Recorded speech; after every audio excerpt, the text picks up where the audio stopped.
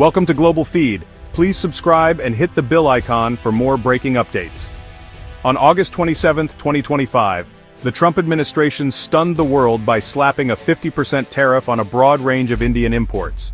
The announcement sent shockwaves through global markets, catching businesses, investors, and policymakers completely off guard. The move was swift, unexpected, and signaled a dramatic escalation in trade tensions between two of the world's largest democracies. This was no minor tweak. It doubled existing tariffs and marked one of the most aggressive U.S. trade actions against a major partner. The scale and speed of the increase left little time for companies to prepare, forcing many to scramble for answers and contingency plans.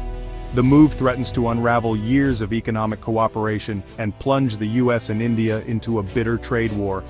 Decades of painstaking diplomacy and trust-building now hang in the balance, as both sides brace for retaliatory measures and a possible breakdown in negotiations.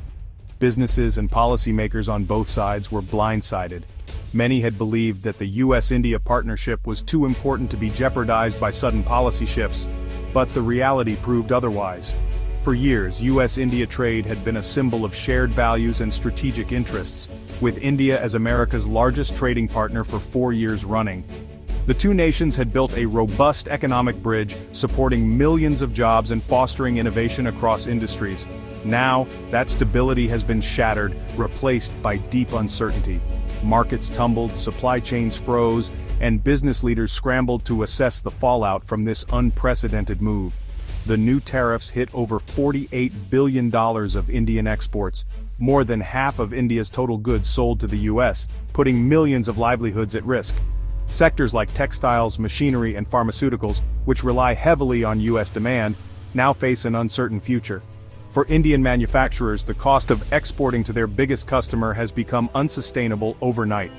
Many are now forced to consider layoffs, production cuts, or even shutting down operations entirely.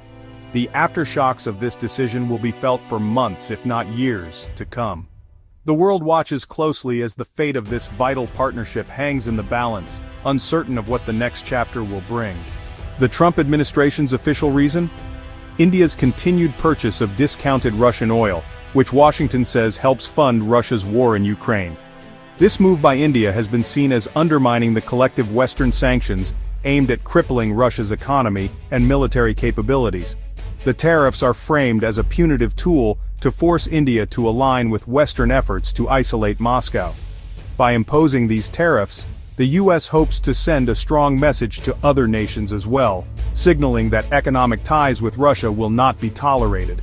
Vice President J.D. Vance and trade advisor Peter Navarro have both argued that India is enabling Russian aggression, a claim New Delhi strongly rejects. Indian officials have repeatedly stated that their oil purchases are driven by economic necessity and not political alignment.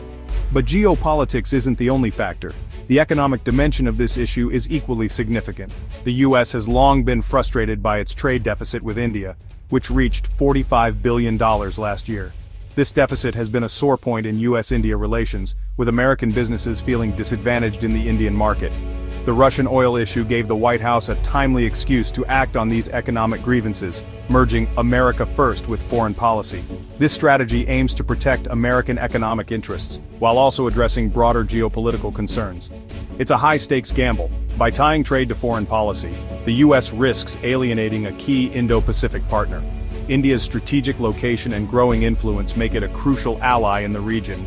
Treasury Secretary Scott Bessent remains optimistic, but the reality is confrontation. The economic and diplomatic tensions are palpable, with both sides standing firm on their positions. India is now caught between its strategic autonomy and economic dependence on the U.S. Balancing these interests will be a delicate act for New Delhi. Whether this pressure will force India to change course, or push it to seek new partners, remains to be seen. The outcome of this standoff could reshape global alliances and economic landscapes. The numbers are stark, but the human cost is even greater. The hardest hit are India's labor-intensive industries, textiles, apparel, gems and jewelry, and seafood, where millions depend on U.S. exports for their livelihoods. In places like Tirupur and Noida, factories are halting production as orders vanish overnight.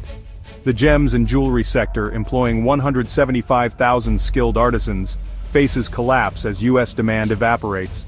Small and medium enterprises can't absorb the shock, threatening entire communities. Along the coast, shrimp farmers are losing business to competitors in Ecuador and Vietnam. The same story plays out in leather goods and carpets. Cancelled contracts, silent workshops, and mounting despair. The tariff isn't just a policy, it's a wrecking ball through India's export economy. For millions, the future is suddenly uncertain. The impact of these tariffs will soon hit American consumers. Everyday items, basmati rice, spices, t-shirts, shrimp, will become more expensive as importers scramble for alternatives. Switching suppliers isn't easy. Building new supply chains takes time and money. Buyers are already turning to Pakistan for rice, Vietnam for spices, and Kenya for tea, driving up prices everywhere.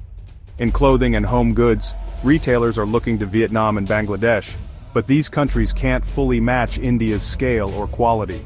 The result? Higher prices, fewer choices, and potential shortages.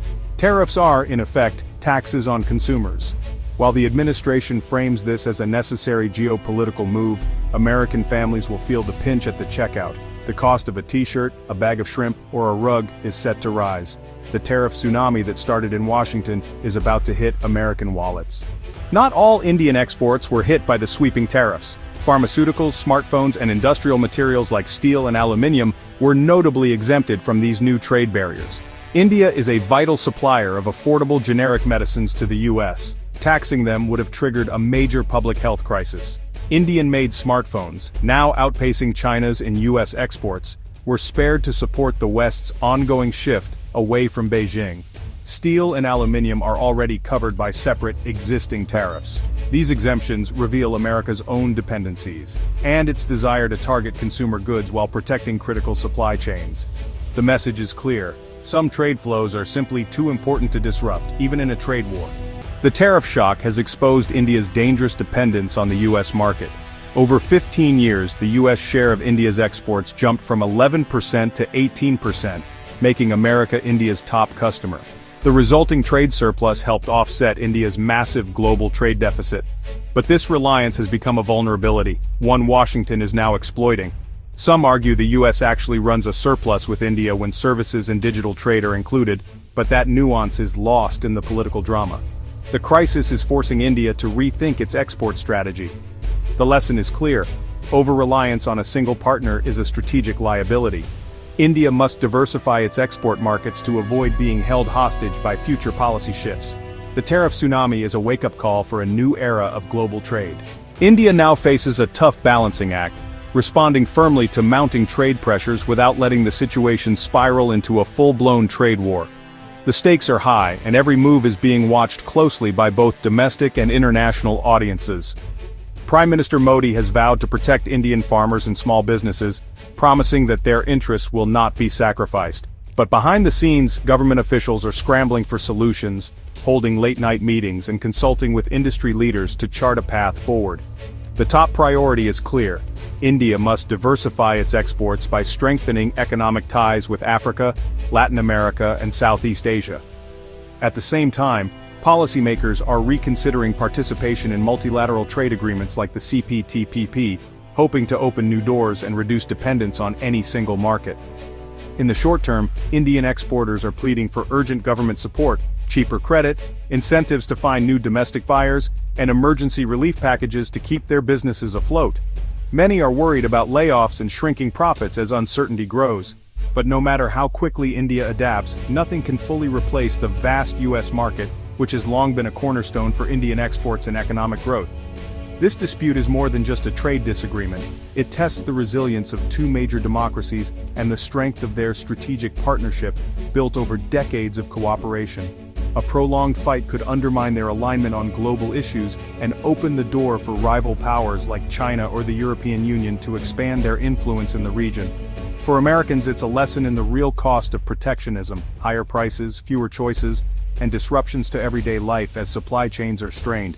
For Indians, it's a reckoning with the challenges and opportunities of economic self-reliance as the nation seeks to boost local manufacturing and create new jobs at home.